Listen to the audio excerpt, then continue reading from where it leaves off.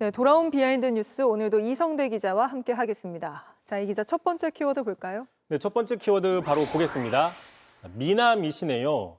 자, 이재명 대통령의 해외 순방이 마무리가 됐는데 한쪽에서는 계속해서 왜곡된 주장이 나오고 있습니다. 네. 자, 이번에는 이 대통령이 외교적인 결례를 범했다 이런 주장이 대표적으로 나오고 있는데요. 자, 지난 16일이었죠. 호주의 앤서니 앨버니지 총리와의 정상회담을 시작하면서 그 가벼운 이른바 스몰 토크를 하는데 일단 그 장면 먼저 보시겠습니다. 며칠 전에 제가 통화를 했었는데 그때 목소리 들은 것보다 훨씬 더 젊고 미남이십니다. Looking that I can imagine through your call. You are very kind. 자, 그러자 이제 일부 매체에서는 서구권에서는 사실상 거의 금기시되는 상대방 외모 평가, 이른바 얼평을 하면서 외교적인 결례를 범했다 이렇게 주장을 하고 있고, 네. 자, 이런 주장들을 일부 극우 유튜브들이 확대 재생산하고 있는 상황인 겁니다. 외교 결례라고 하는 근거가 있습니까? 일단 그 호주 언론 보도에 특정 단어들을 근거로 이같이 주장을 하고 있는데요. 자, 그 보도를 좀 보시면요, 치키, 험블 상당히 좀 생소한 영어 단어들이죠. 근데 사전적인 의미로는 보통 누군가를 날카롭게 공격하거나 비판한다, 약간 예의는 없지만 재밌다, 네. 굴욕적인 일격을 가했다, 이런 식의 뜻입니다. 다시 말해서 호주 언론이 이런 단어를 기사에 쓰면서 이 대통령이 호주 총리의 외모를 언급한 것은 칭찬이 아니라 외교적인 결례를 범했다 이렇게 비판하고 있는 겁니다. 네, 근데 당사자인 호주 총리는 웃으면서 봤던데 외교 결례다, 무례하다 이렇게 할 수 있는 건지 전문가들은 뭐라고 합니까? 네, 그래서 일단 전문가죠. 동시 통역사한테 한번 물어봤습니다. 자, 그랬더니 특정 단어를 곧이곧대로 해석해서 전체 맥락을 간과하는 것은 1차원적인 해석이다 이렇게 지적을 했습니다. 네. 들어보시죠.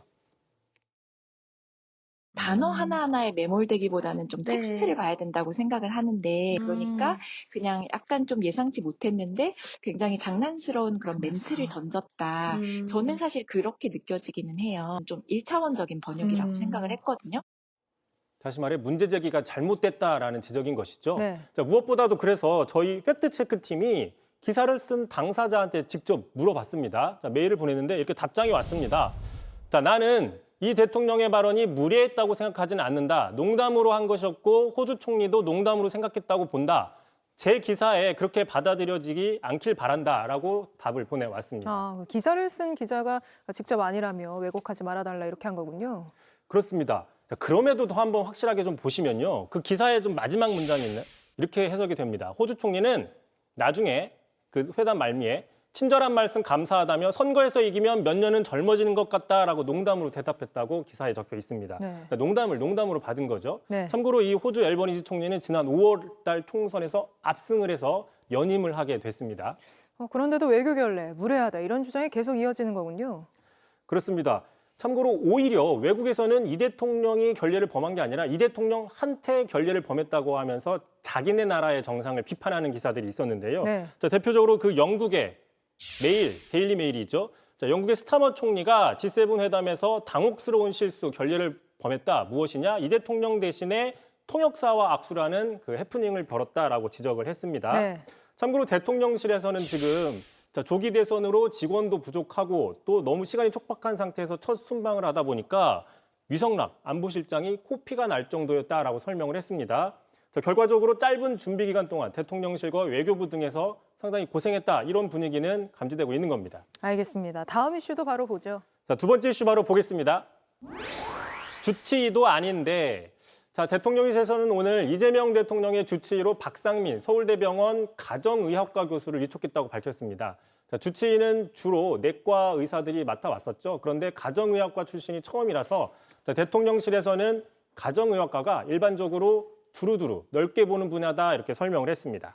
이번 순방에도 동행했다면서요? 아무래도 해외에서는 또 건강 이슈가 중요할 수 있으니까요. 그렇습니다. 자, 그러다 보니까 과거 또 사례가 다시 소환이 되고 있는데요. 바로 직전이죠. 윤석열 네. 전 대통령 시절에는 공식 주치의가 아님에도 불구하고 순방에 동행했던 한 성형외과 의사가 논란이 된 적이 있습니다. 네.